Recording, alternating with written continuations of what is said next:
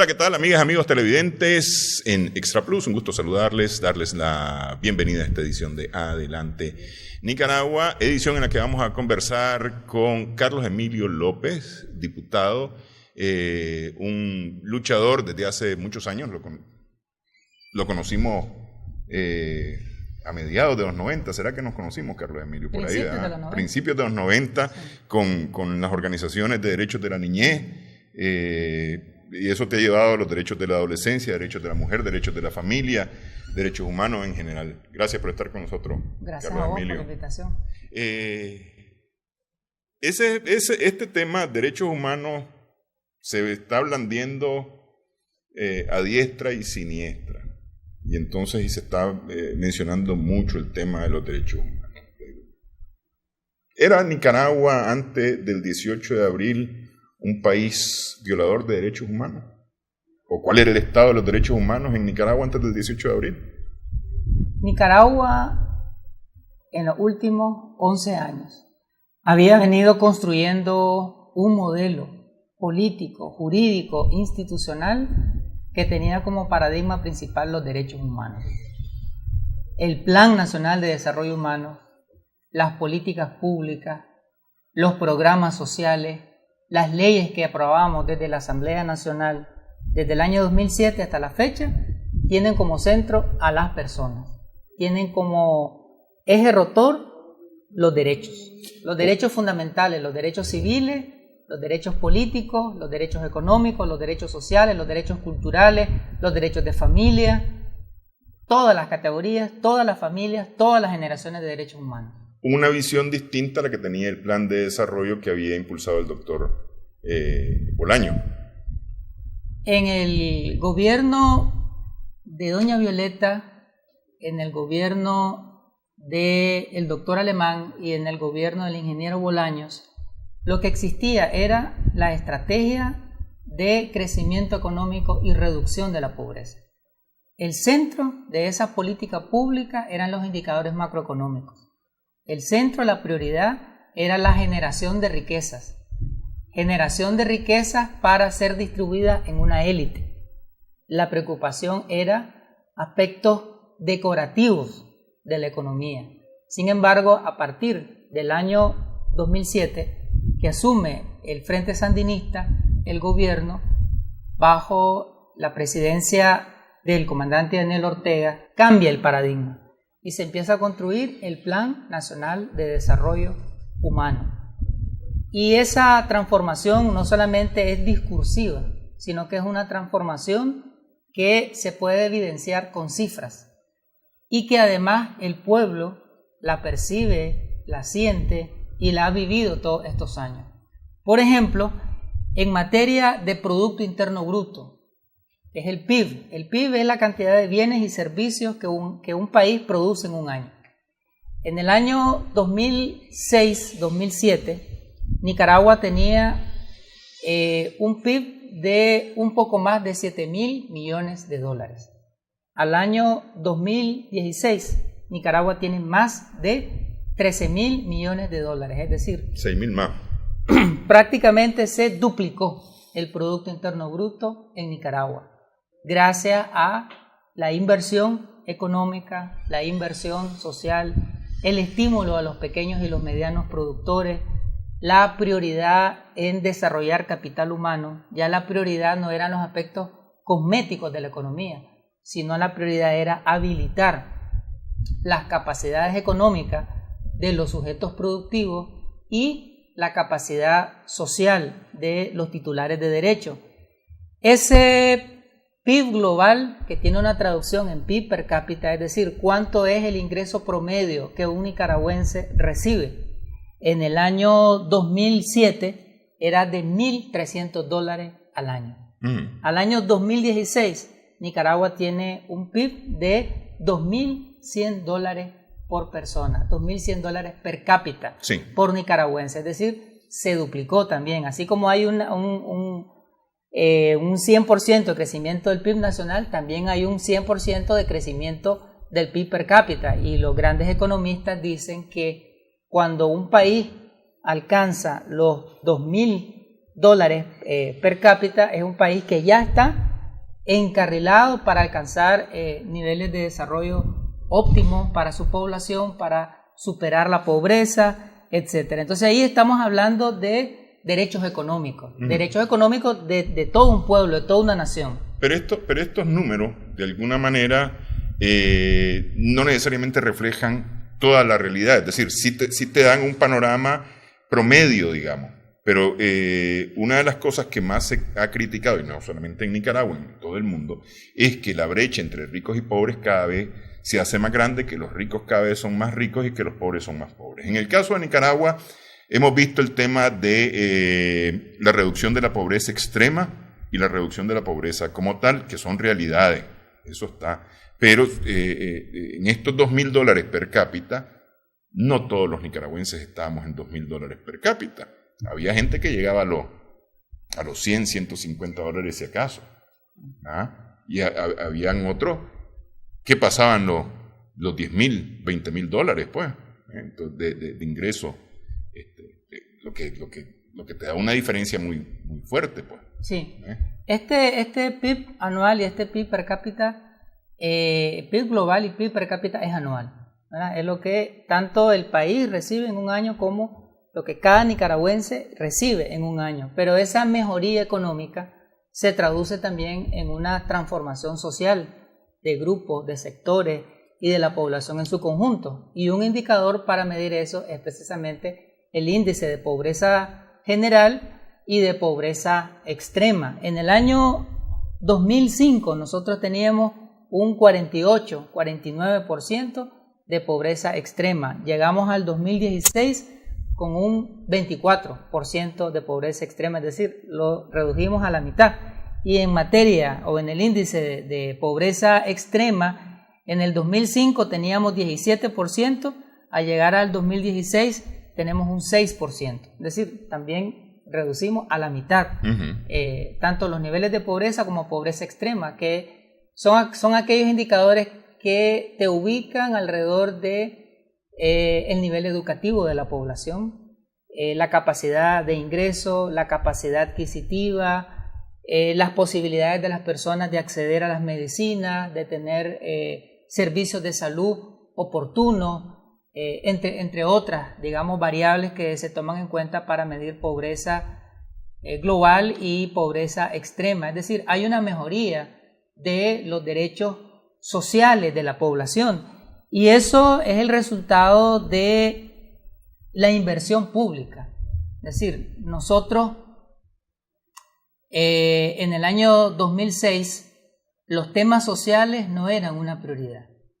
Cuando llegamos al 2017, tenemos un 56-57% del total del presupuesto general de la República dedicado al gasto social, dedicado al desarrollo social, un 23% para educación, un 23% para salud y el resto para un rubro que se le llama asistencia social, que tiene que ver con vivienda, que tiene que ver con otros programas para impactar en la reducción de la pobreza. Ahí meten los programas Bono Solidario, Usura Cero, Bono Productivo. Estamos hablando que en estos 11 años distintos sectores de la población, tanto del campo como de la ciudad, y fundamentalmente los sectores que históricamente fueron excluidos, se convirtieron en protagonistas de un abanico de programas socioeconómicos, más de 40 programas socioeconómicos.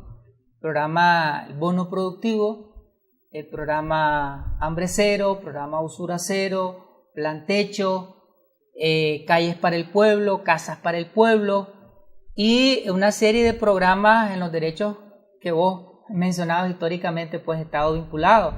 El programa Amor, que estaba dirigido a la niñez en situación de vulnerabilidad, niños trabajadores, niños en situación de violencia intrafamiliar o violencia social, niños con discapacidad, es decir, una serie de grupos infantiles que tradicionalmente no fueron atendidos y que por muchos años este servidor estuvo haciendo una denuncia pública de la necesidad que el Estado formulara e implementara políticas y programas dirigidos a ese sector. Entonces se construyó el programa Amor y se implementó desde diferentes instituciones, el Ministerio de Educación, el Ministerio de la Familia, el Ministerio del Trabajo, el Ministerio de Salud. Se diseñó e implementó en estos 11 años el programa Amor por los más chiquitos, que va dirigido a la primera infancia, a los niños y niñas de 0 a 6 años, para remodelar los centros de desarrollo infantil.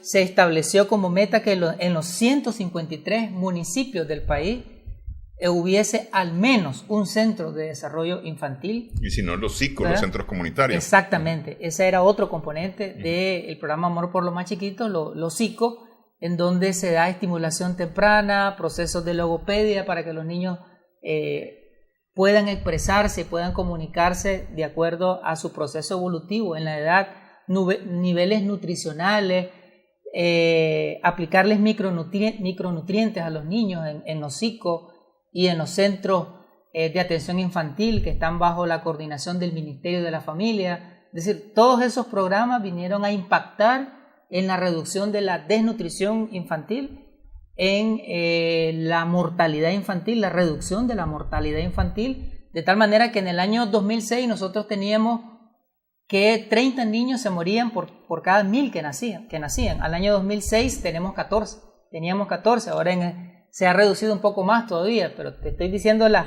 cifras, digamos, disponibles, ¿no?, en este momento. Es decir, pasamos de ser uno de los países con la tasa de mortalidad infantil más alta en América Central a ser uno de los países con la tasa de mortalidad infantil más bajas en América Central. Y de igual manera, en cuanto a los aspectos concernientes a los derechos de las mujeres, se logró reducir la tasa de mortalidad materna. Según Naciones Unidas, se cumplió con los objetivos de desarrollo del milenio en cuanto a reducción de tasa de mortalidad infantil y de reducción de tasa de mortalidad materna, y se empezaron a desarrollar una serie de programas dirigidos a las mujeres para el empoderamiento de las mismas, para que las mujeres se convirtieran en sujetas económicas, sujetas productivas, sujetas políticas.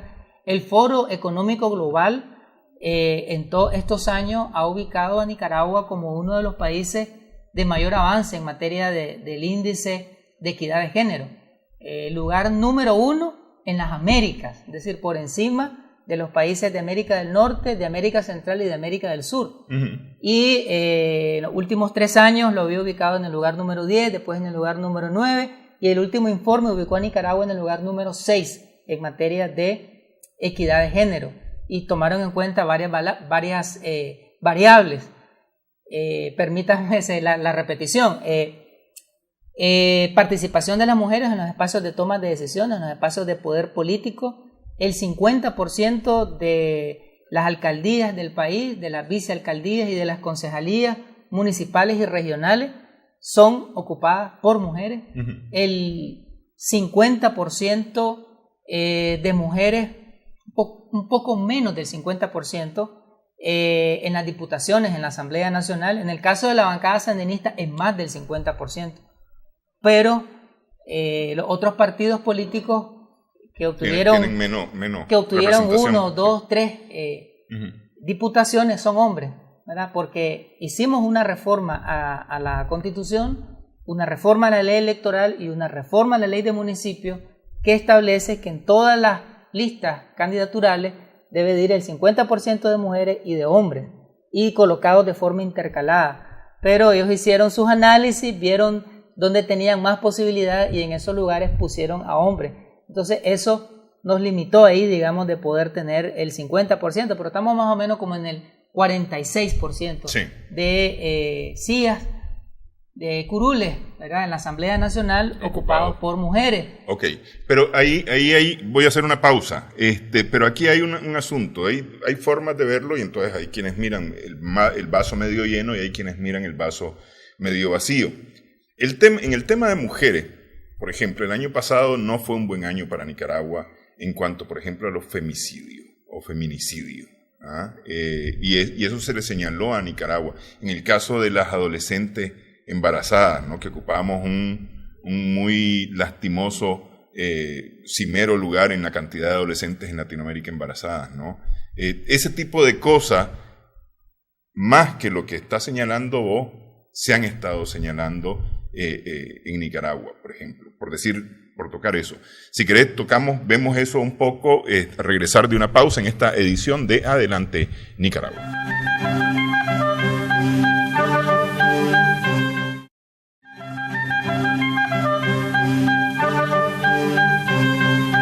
Seguimos en Adelante Nicaragua en Extra Plus. Estamos conversando con Carlos Emilio López. Decía Carlos Emilio que en el tema de la mujer, el año pasado, por lo menos en el 2017, se señaló el tema de los feminicidios como un tema en el que Nicaragua tenía una nota, si no mala, por lo menos baja, ¿verdad?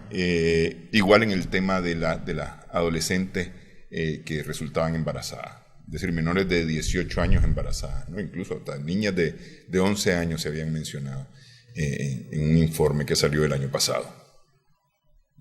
Entonces, ciertamente, vos me hablas de los logros, pero también se han señalado estos pegones, estos escollos en la defensa de los derechos de las mujeres. Sí. El Estado de Nicaragua está comprometido con la prevención, atención y sanción contra la violencia hacia las mujeres. Y producto de eso es que en el año 2012 se aprobó la Ley Integral contra la Violencia hacia las Mujeres. Producto de eso es que en el año 2008 se aprobó la Ley de Derechos y Oportunidades entre Hombres y Mujeres, ¿verdad? Que en realidad es una ley que reconoce que las mujeres tienen iguales derechos que los hombres en todos los ámbitos, en todos los campos, político, económico, social, cultural. En el año 2014 se aprobó el Código de Familia, por mencionarte algunas leyes que se han aprobado en estos últimos 11 años. Uh-huh. Y además que se han creado esas leyes, se han aprobado esas leyes, el Estado ha hecho una inversión para crear una infraestructura para atender los fenómenos que lesionan la integridad física, psicológica, sexual, la integridad en todas las dimensiones de la vida de las mujeres. Se han creado juzgados especializados contra violencia hacia las mujeres, se han creado juzgados de familia, un observatorio sobre derechos de las mujeres en la Corte Suprema de Justicia, programas de atención psicosocial a mujeres en el Ministerio de la Familia, de atención a niños que son impactados, digamos, por la violencia intrafamiliar o la violencia hacia las mujeres en cualquiera de sus manifestaciones. Para entender el fenómeno de la violencia hacia las mujeres, es un fenómeno que tiene siglos de existir, ¿ya? Y es un fenómeno multicausal, tiene sus raíces en aspectos culturales, sociales, de relaciones de poder, y no existe de hace 10 años, 20, o sea, tiene, insisto, centurias de existir. Y quizás parte de este fenómeno histórico, el encontronazo entre los europeos y nuestras tatarabuelas, Chorotega, Naoa, Niquiranas, Nagrandanas, Sutiaba, Caribisi, vinieron los europeos y por la fuerza tomaron a nuestras tatarabuelas y nosotros somos el resultado de eso. Uh-huh. Una población mestiza que no fue un mestizaje voluntario, fue un mestizaje forzoso. Y de ahí en adelante, patrones socioculturales, concepciones religiosas, han colocado a las mujeres como cosas, como objetos, como propiedad de los hombres, como elemento de mercancía que se compra y se vende. Y entonces la violencia hacia las mujeres por mucho tiempo en la sociedad nicaragüense, en la sociedad latinoamericana, se ha visto como algo normal, como algo natural. Sí, entonces, es un asunto cultural. Cultural. Sí. Desarraigar esas prácticas culturales, desmontarlas, decodificar ese sistema de relaciones no es sencillo, es algo sumamente complejo. Y cuando analizamos las estadísticas, vemos que no es un fenómeno de reciente data, porque muchas veces algunos enfoques noticiosos nos han hecho creer que a partir de la ley 779 es que se incrementó la violencia hacia las mujeres. No, no es así. Si nosotros revisamos antes del año 2012, el número de mujeres víctimas de delitos de homicidio, asesinato, parricidio, que son todos delitos contra la vida, era altísimo. Femicidio aparece 0. A finales del año 2012, vos encontrás de que unas 70 y pico de mujeres fueron víctimas de femicidio. Finales del 2012, 2011 aparece 0, 2010 aparece 0. Pero ¿qué pasa? Antes del 2012, es decir, antes que existiera la ley 779, no existía el tipo penal de femicidio. ¿Ya? Y entonces, no es que el fenómeno de violencia hacia las mujeres aparece recientemente, sino, como decía antes, tiene muchos años de existir. Tiene que ver con la tipificación. Exactamente. Que se hizo. Entonces, ahora tenemos una conciencia jurídica que quitarle la vida a una mujer es un delito, que quitarle la vida a una mujer en relaciones de poder, que un esposo, conviviente, ex esposo, ex conviviente, novio, exnovio, que le quite la vida a una mujer, comete el delito de femicidio. Pero antes no teníamos esa conciencia, y si analizamos enfoques noticiosos de años, los reportajes, los titulares decían hechos pasionales, fallece amoroso, etcétera. Sí. No había la conciencia que estábamos frente a un fenómeno delictivo. Pero en este caso, Carlos Emilio, la tipificación que se hizo originalmente con la ley 779, luego fue cambiada, dejando el feminicidio únicamente para el ámbito privado, lo que mucha gente considera como un retroceso en el marco legal de Nicaragua. ¿Ah?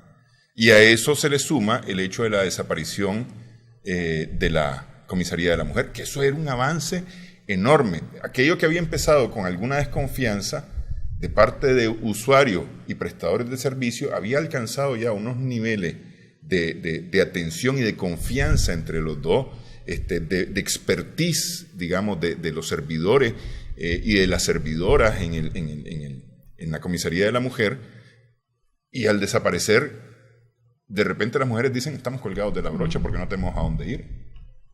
El femicidio, en América Latina, en algunos países se le llama feminicidio y en otros países se le llama femicidio. En el caso de Nicaragua, la legislación le denomina femicidio.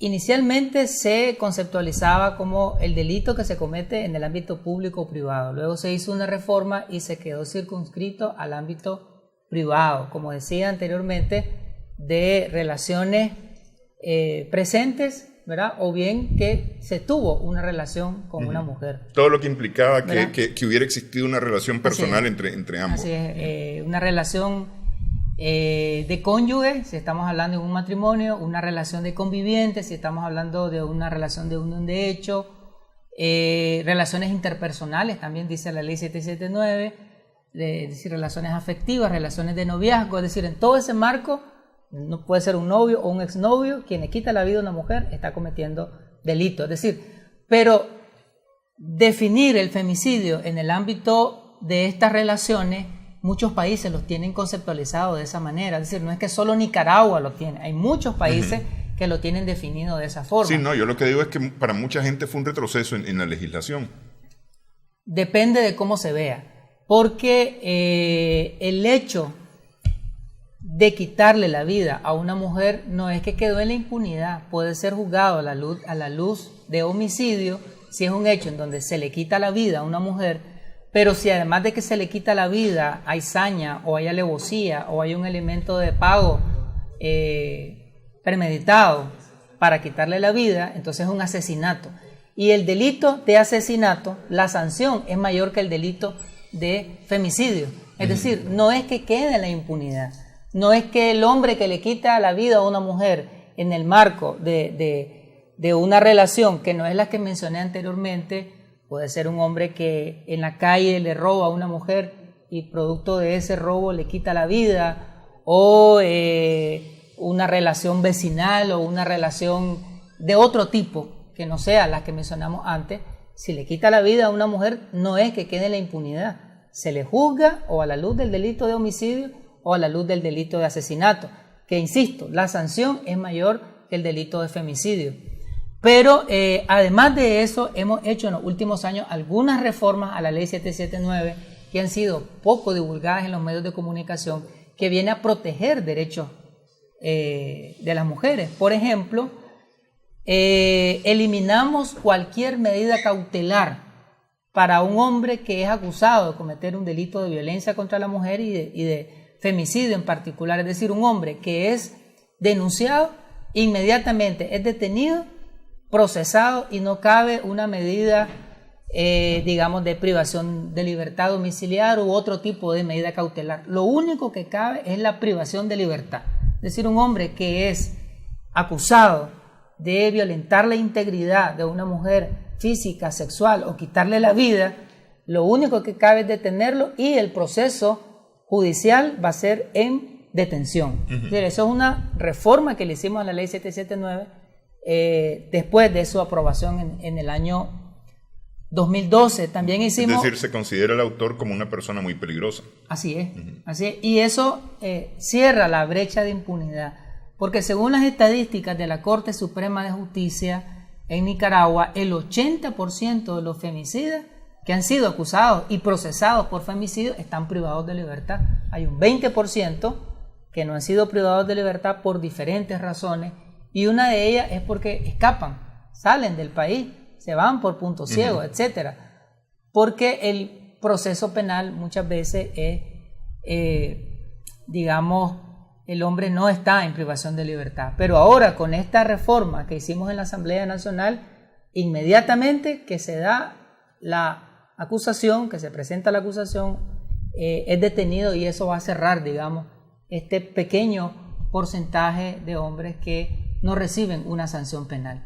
Por otro lado, se eliminó la figura del juez de los jurados de conciencia. Todos los delitos contra la vida en donde la víctima sea una mujer, se elimina la figura de los jurados de conciencia y solamente son juzgados por jueces técnicos. Eso cierra otra ventana, digamos, donde muchas veces los delincuentes contra mujeres quedaban en libertad, porque a veces se manipulaba a los jurados de conciencia, abogados con técnicas teatrales, emocionales u otro tipo de técnicas que hacen aparecer al victimario como víctima y a la víctima como victimaria. Entonces ahora los procesos judiciales en donde hay delitos contra la vida solamente será un juez técnico, entonces ya no va a haber posibilidad de manipulación. El juez técnico o jueza técnica, en base a criterios legales, en base a criterios de derechos humanos, va a juzgar, y esto, insisto, va cerrando la brecha de la impunidad.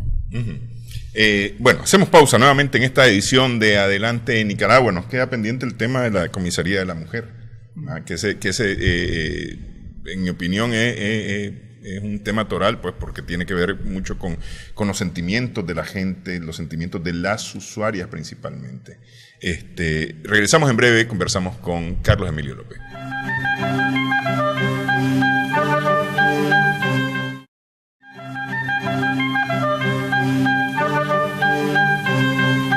Seguimos en Adelante Nicaragua en Extra Plus. Estamos conversando con Carlos Emilio López. Te decía yo el tema de la Comisaría de la Mujer. En este tema me parece que las usuarias y los y las servidores en la comisaría habían logrado ya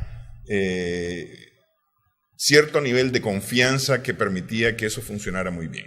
Al desaparecer, principalmente las usuarias, se sienten desprotegidas o se sienten con menos confianza de llegar a una institución policial. Y este grupo de servidores y servidoras que funcionaron en la comisaría, de repente como que se han diluido en otras funciones. Por lo menos esa es la impresión, la percepción que hay sobre la desaparición de las comisarías de la mujer. El enfoque que tiene el Estado para prevenir, atender y sancionar la violencia contra las mujeres es un enfoque sistémico, en donde participan todas las instituciones del Estado en combatir este flagelo social.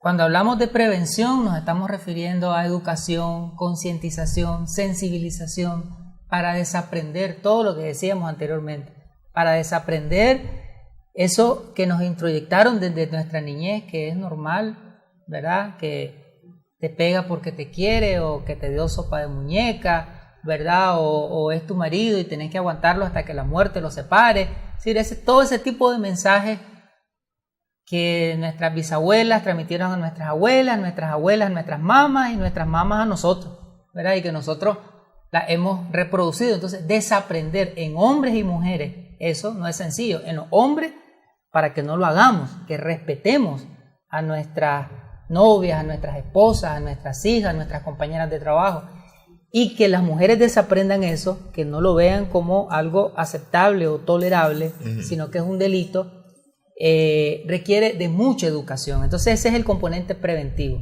El componente de sanción es donde participa la policía, la fiscalía, la autoridad judicial, con el propósito de que quien comete el delito pueda ser detenido, procesado y sancionado de conformidad con la legislación.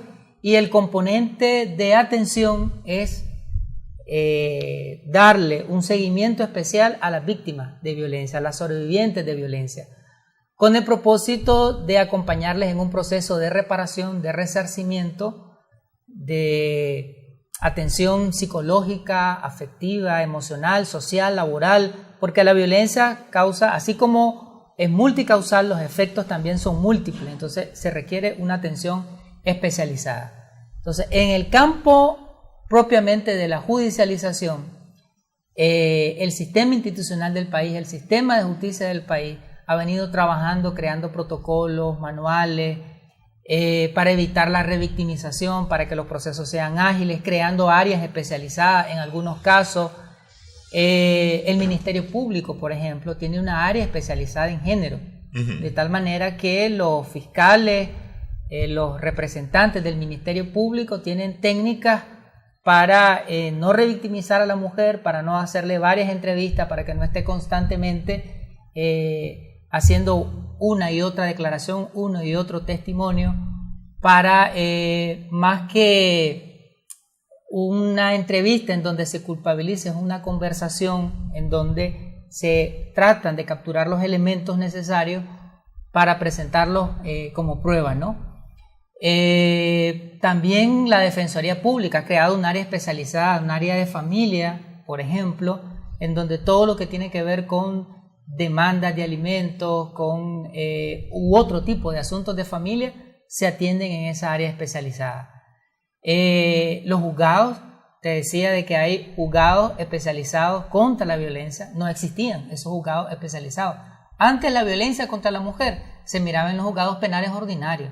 Hoy hay juzgados especializados y esa autoridad judicial que está ahí también ha recibido capacitación, sensibilización para atender el fenómeno de la violencia contra la mujer con sensibilidad de género, con criterios de derechos humanos, evitando que pueda exculpar, liberar de responsabilidad penal a alguien que cometió un delito contra la mujer. Y en el caso de la policía han habido diferentes modelos, formas de atención. El que se ha adaptado últimamente es un modelo en donde el conjunto de la institución policial se dispone para perseguir, para hacer una investigación que aporte al Ministerio Público en los delitos contra la mujer, de tal manera que auxilio judicial y otras áreas de la Policía Nacional, todo el que esté ahí tenga criterios de género, tenga criterios de no revictimización y criterios de derechos humanos de las mujeres, de tal manera que todo el sistema de justicia se ponga a disposición para que ningún hecho tipificado como delito quede en la impunidad. Muchas veces en los medios de comunicación se destaca la noticia cuando está el hecho de violencia hacia la mujer, pero no se le da seguimiento. No se destaca posteriormente que quien cometió ese delito fue detenido y que posteriormente fue procesado y que posteriormente fue sancionado y que luego fue remitido al sistema penitenciario. Entonces nos hace falta, digamos, ¿verdad? Yo creo que los medios de comunicación han avanzado en el sentido de que están apropiados de que cualquier hecho que denigre, humille, violente, lacere, lesione la integridad de la mujer es un delito. Hemos avanzado en eso y hemos avanzado en no utilizar un lenguaje estigmatizante, peyorativo hacia las víctimas de violencia contra la mujer, pero necesitamos seguir avanzando en seguir la ruta de qué ocurre. O sea, no solamente destacar el hecho propiamente, sino todo el proceso para tener una visión más completa del fenómeno y aportar. O sea, no solamente narrar el hecho casi como un recetario de cómo se cometen los delitos de violencia contra la mujer, sino narrar estos hechos con un sentido preventivo, educativo, señalar que es un delito, decir que cuántos años de privación de libertad se puede aplicar a un hombre que cometa este tipo de delitos. Ok, vamos a hacer una última pausa en esta edición de Adelante Nicaragua para que sigamos hablando de derechos humanos, que es el tema que nos convoca en esta edición de Adelante Nicaragua.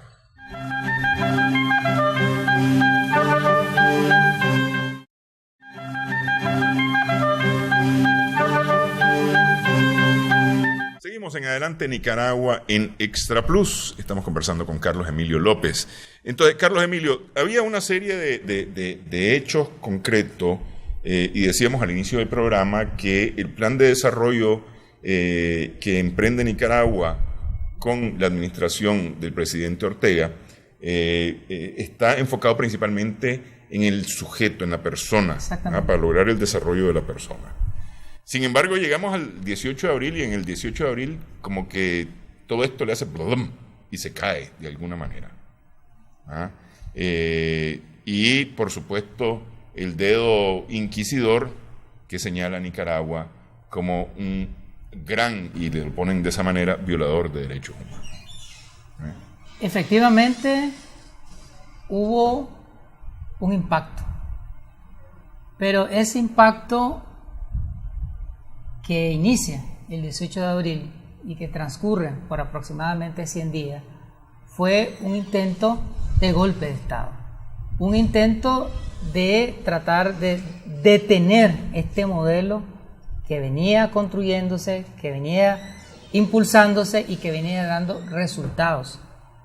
Es muy difícil en un tiempo corto mencionar tantos avances en derechos humanos. En materia de educación, ampliación del sistema educativo, de cobertura de la educación, se institucionaliza la gratuidad de la educación, se construyen escuelas, se habilitan, se mejoran los ambientes escolares, se lleva agua potable a las escuelas, se dignifica los ambientes escolares, se crean aulas tecnológicas, se llevan programas educativos a las zonas rurales que nunca habían existido. La educación en Nicaragua era prácticamente una educación urbana, centrada en municipios urbanos y en las cabeceras departamentales.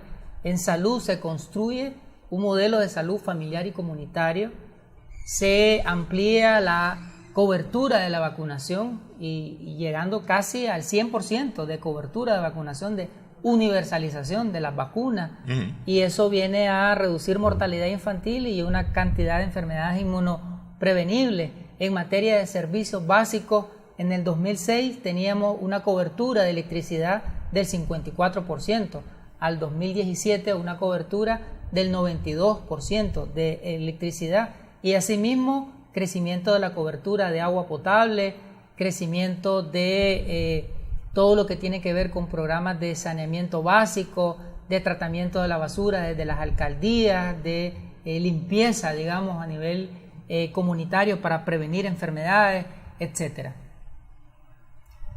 Entonces, lo que se trata el 18 de abril es de golpear, de resquebrajar, de desestructurar, de desmontar, de detener ese avance que Nicaragua viene teniendo en todos los campos, económico, social.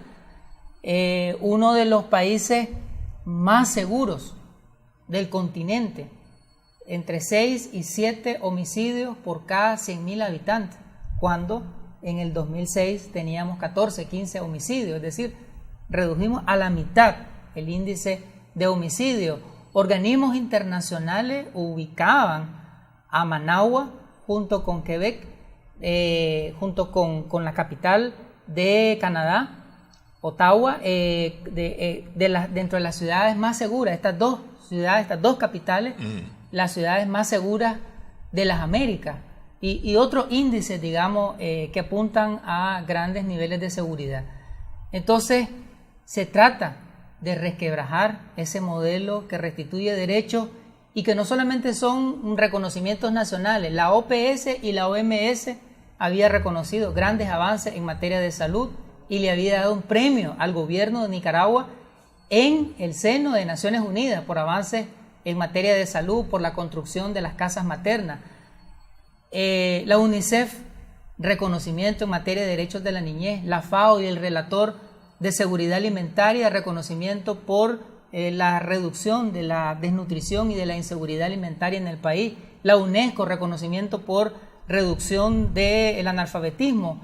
El PNUD, reconocimiento por los índices de seguridad ciudadana. Los organismos económicos, como la CEPAL, reconocimiento por la reducción de la pobreza. Es decir, todo el mundo, o sea, organismos internacionales académicos, entidades de Naciones Unidas, observatorios internacionales, hacían un reconocimiento al Estado de Nicaragua.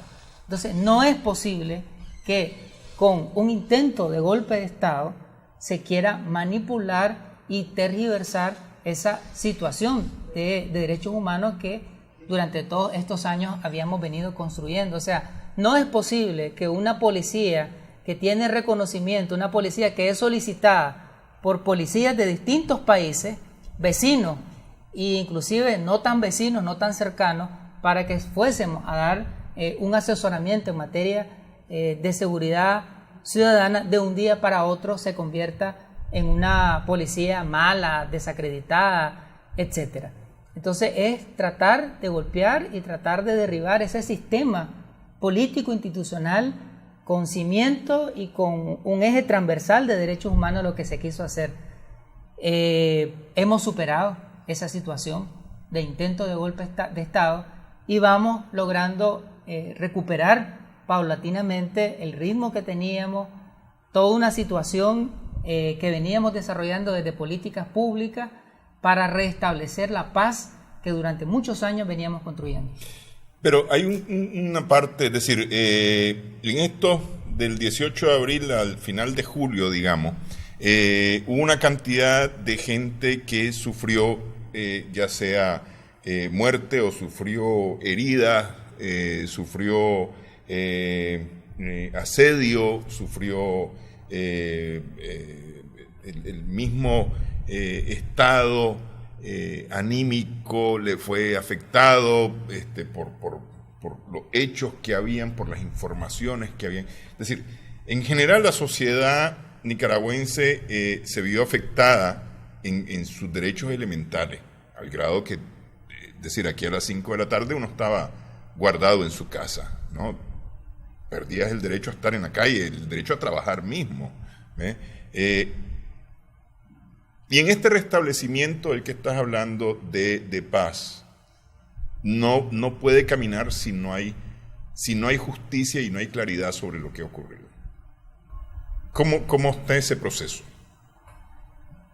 Creo que en estos días, en estos 100 días aproximadamente, Nicaragua vivió un momento de terror, un momento de desestructuración de la estabilidad social, de la estabilidad emocional, que veníamos tejiendo todos los nicaragüenses con el acompañamiento del gobierno y de sus distintas instituciones.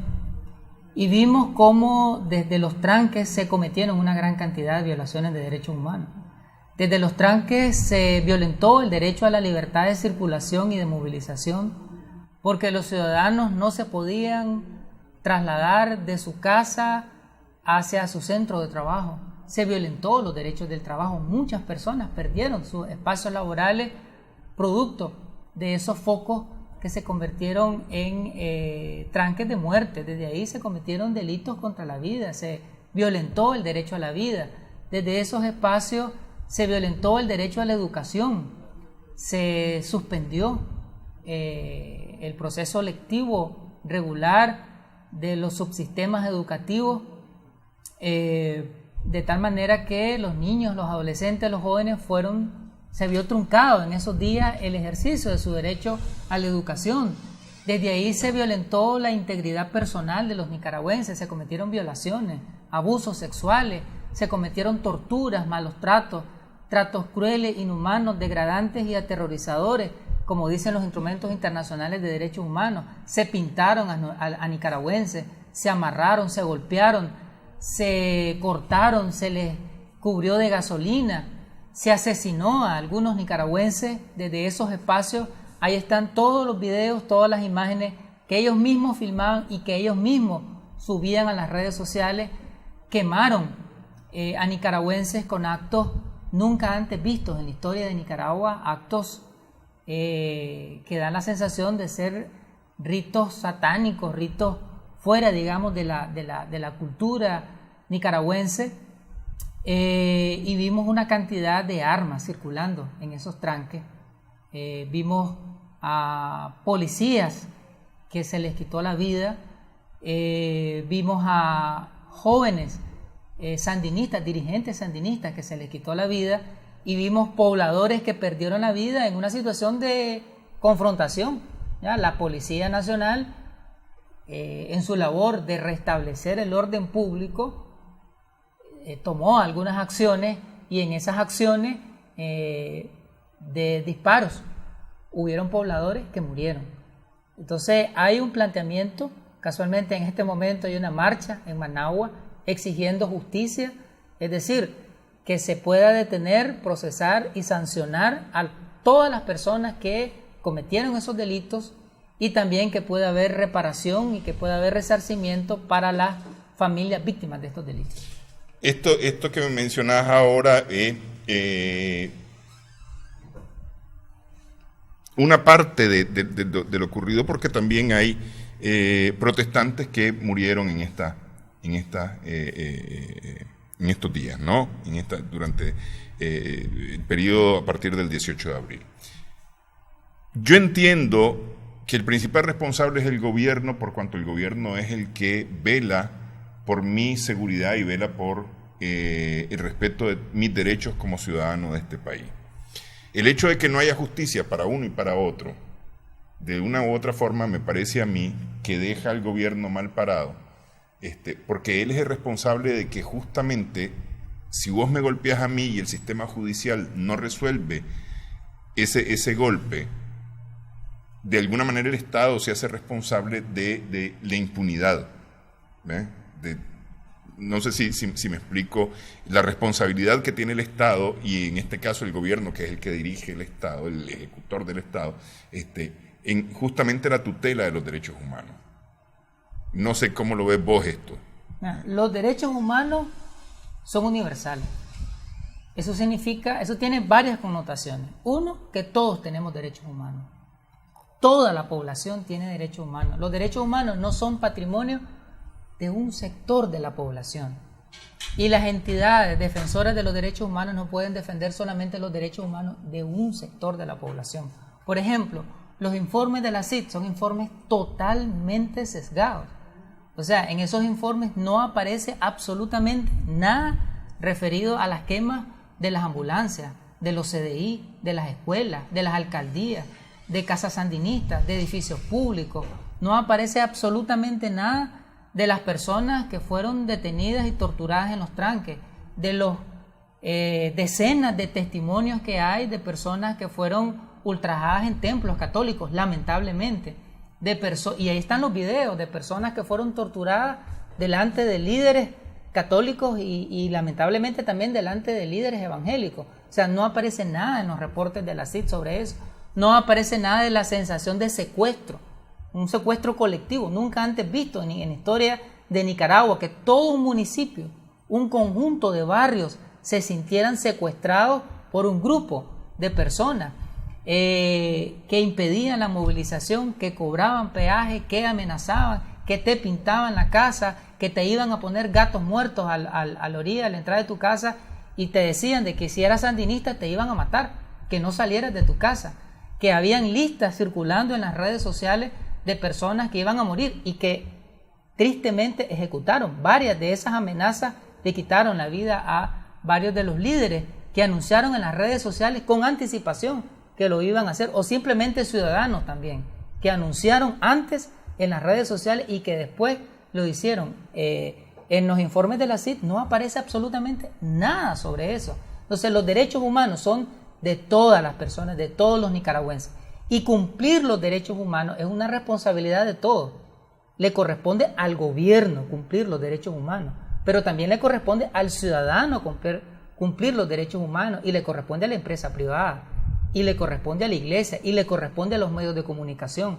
Es decir, todos somos corresponsables del cumplimiento de los derechos humanos. Esa concepción que solo el Estado es responsable de los derechos humanos es una concepción superada.